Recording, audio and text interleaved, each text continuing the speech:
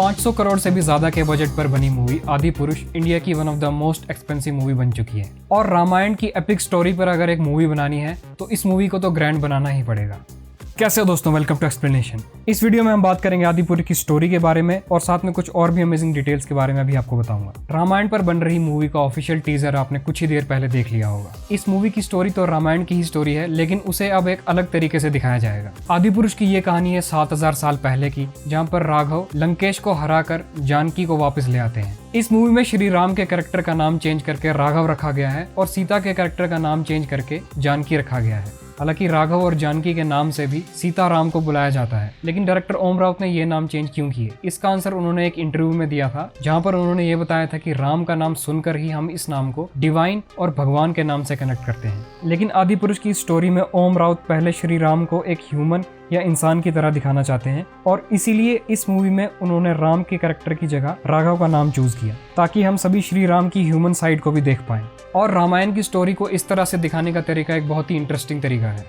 श्री राम की तो हर जगह पूजा होती है और बड़े बड़े मंदिर भी श्री राम के नाम पर बनाए गए हैं, लेकिन रामायण में सभी राक्षसों और रावण को मारने के कुछ सालों के बाद श्री राम ने अपने शरीर को छोड़ने का डिसीजन किया था और उनके इसी ह्यूमन फॉर्म का एंड सरयू नदी में हुआ था। लेकिन उनके भगवान बनने से पहले विष्णु के ये अवतार ह्यूमन फॉर्म में थे और इसी ह्यूमन फॉर्म को सही से समझाने के लिए डायरेक्टर ओम राउत ने राम की जगह राघव के कैरेक्टर को यूज किया है और ये एक रामायण का modern way of story telling होगा। लेकिन इस डिसीजन से बहुत से लोग नाराज भी होंगे और इस मूवी को बॉयकॉट करने के लिए भी कहेंगे, जो कि बिल्कुल ही गलत है। रामानंद सागर ने सबसे पहली बार इस स्टोरी को एक टीवी सीरीज में दिखाया था और ये सीरीज रामानंद सागर का अपना विजन था, जिसमें उन्होंने अपने तरीके से रामायण की स्टोरी में कुछ चेंजेस भी किए थे और उन्होंने खुद भी कहा था कि ये टीवी सीरीज अलग अलग रामायण के वर्जन और उनके विजन को मिक्स करके बनी है और उनका यही विजन हम सभी के दिमाग में बसा हुआ है। और जनरली जब भी रामायण की स्टोरी की बात होती है तब हम सभी उसी टीवी सीरीज की बात करते हैं और ना कि वाल्मीकि रामायण की। रामानंद सागर की ये सीरीज बहुत ही अमेजिंग थी, लेकिन इसमें भी उन्होंने अपने हिसाब से बहुत से कैरेक्टर चेंजेस किए थे जो कि वाल्मीकि रामायण से बिल्कुल अलग हैं। लेकिन अब सभी के दिमाग और दिलों में ये टीवी सीरियल इतने सालों से बसा हुआ है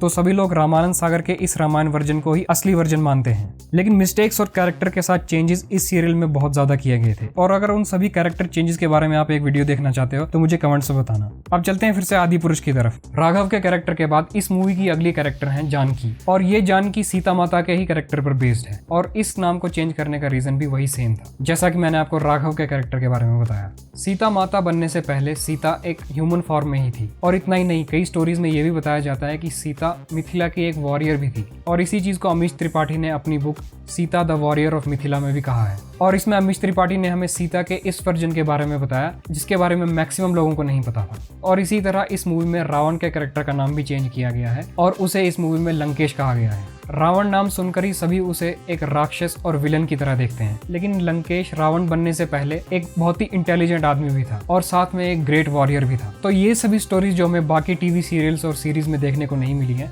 वो शायद अब हमें आदि पुरुष की स्टोरी में देखने को मिलेंगी, जो इस मूवी को एक रामायण की बहुत ही यूनिक स्टोरी बना देता है। राघव का रोल प्ले करेंगे प्रभास और जानकी का रोल प्ले करेंगी कृति सैनन। सैफ अली खान इस मूवी में लंकेश का रोल प्ले करेंगे, वहीं लक्ष्मण का रोल प्ले करेंगे सनी सिंह और हनुमान का रोल प्ले करेंगे देवदत्त माघे।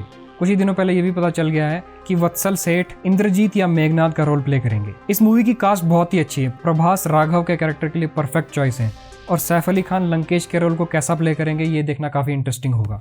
इस मूवी को डायरेक्ट कर रहे हैं ओम राउत और उन्होंने इससे पहले 2020 में आई तानाजी मूवी को भी डायरेक्ट किया था, जो कि एक सुपर हिट रही थी। और आदि पुरुष की इस कहानी को ओम राउत ने लॉकडाउन के टाइम पर लिखा था। उन्हें अपने कॉलेज टाइम पर देखी एक Japanese anime movie Prince of light देखकर आदि पुरुष बनाने की इंस्पिरेशन मिली थी और Prince of light movie Japan में बनी एक रामायण की कहानी है। ओम राउत ने यह भी कहा है कि इस मूवी का विजुअल स्टाइल की इंस्पिरेशन उन्हें 300 मूवी से मिली है, जो कि जैक स्नाइडर ने डायरेक्ट की थी। डीसी मूवी के फैंस तो जैक स्नाइडर को बहुत अच्छी तरह जानते होंगे। आदि पुरुष को 500 करोड़ के बजट से भी ज्यादा से बनाया गया है और इसके 90% सीन्स ब्लू स्क्रीन में शूट हुए हैं, यानी कि इस मूवी में विजुअल इफेक्ट्स का बहुत ज्यादा यूज हुआ है, जिसे VFX भी कहा जाता है। और इस मूवी में 500 करोड़ में से 250 करोड़ का खर्चा सिर्फ VFX पे ही हुआ है। वैसे बताया जा रहा है कि इस मूवी के लिए प्रभास ने 100 करोड़ रुपए भी चार्ज किए हैं।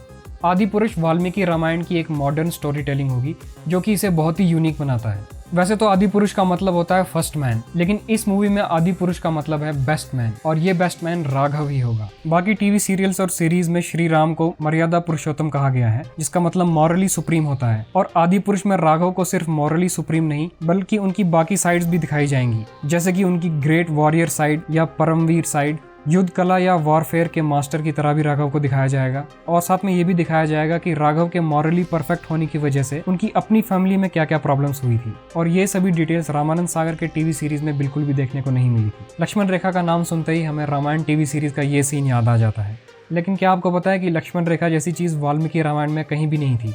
और उसी तरह हनुमान जी के कैरेक्टर चेंजेस और रावण की बहन शूर्पणखा के कैरेक्टर चेंजेस भी इस सीरीज में हुए थे, जो कि रामानंद सागर का अपना विजन था।